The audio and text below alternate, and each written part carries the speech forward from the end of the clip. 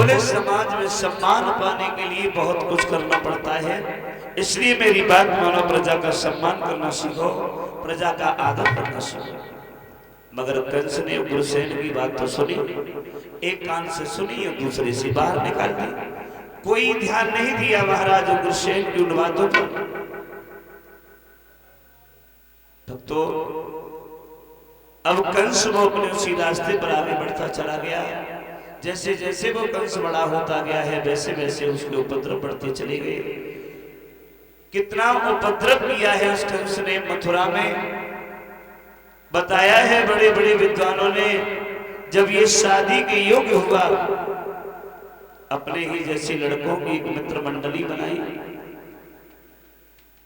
मथुरा की गलियों में मथुरा की नारियों को, बहुओं को तंग करने लगा है, महात्माओं की पिटाई करता है, दीन दुखियों को सताता है।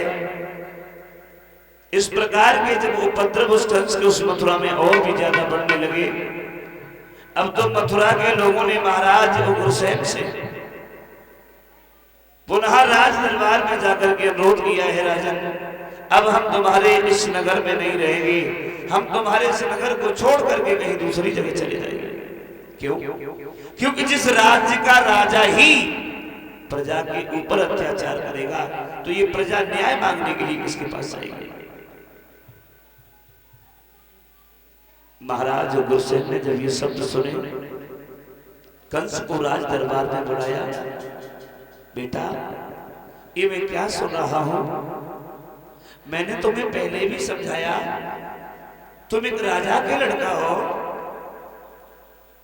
इस राज्य के उत्तराधिकारी बनने वाले हो। प्रजा का रिश्ता राजा से क्या होता है जानते हो? कंस बोला है, पिताजी हम तो नहीं जानते, आप ही बता दीजिए। उग्रसेन कहने लगे हैं, कंस जिस प्रकार से शेर का रिश्ता वन से होता है और वन का रिश्ता शेर से होता है, उसी प्रकार से राजा का रिश्ता प्रजा से होता है और प्रजा का रिश्ता राजा से होता है। कंस बोला, मैं समझा नहीं, दोबारा समझाओ। महाराज उग्रसेन बोले हैं, कंस इसमें समझने की बात क्या है?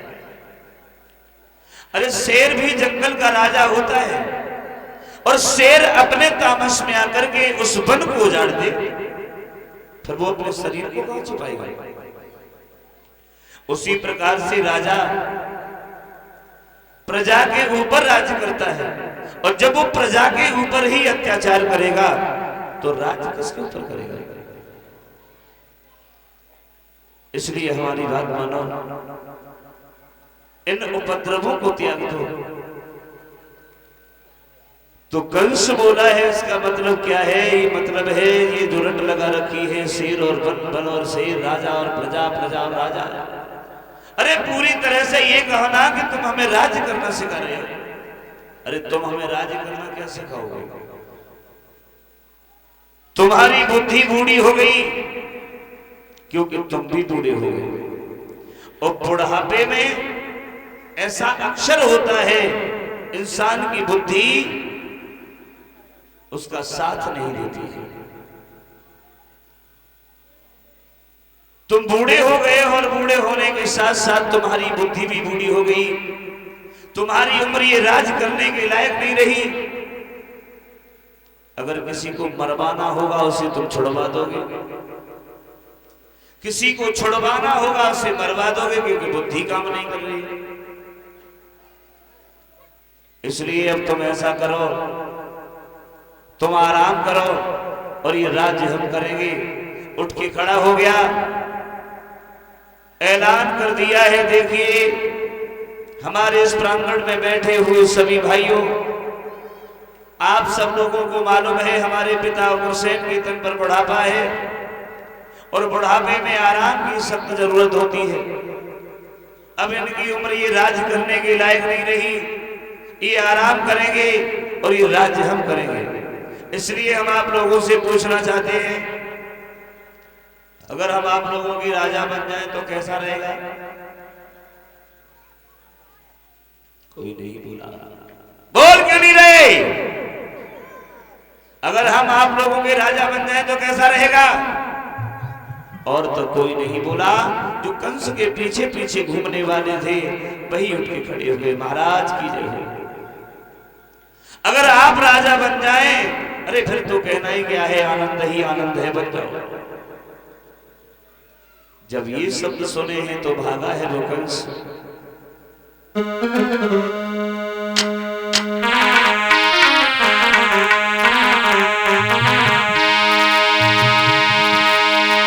झट सर से मुकुट उतारा है,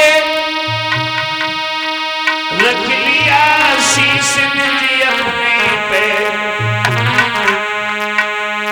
पापी ने बंगला खड़ा किया अपने सपने के सपने में।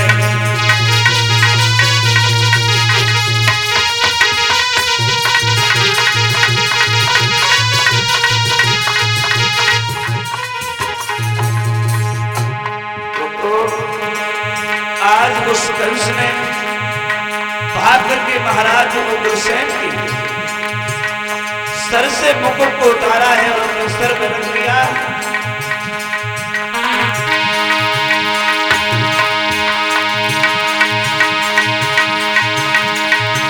अधिकार जमाया शासन पर,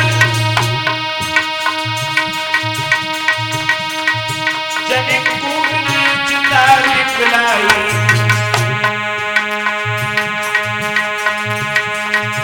मथुरा में त्राह मची, सब जनता नहीं है चिल्लाई।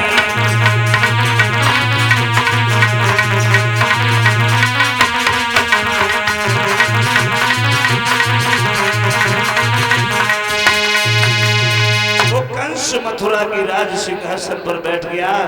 सारे कानून बदल दिए महाराज उग्रसेन के शासनकाल में जो चलाए जाते थे। कंस ने नए कानून बनाए,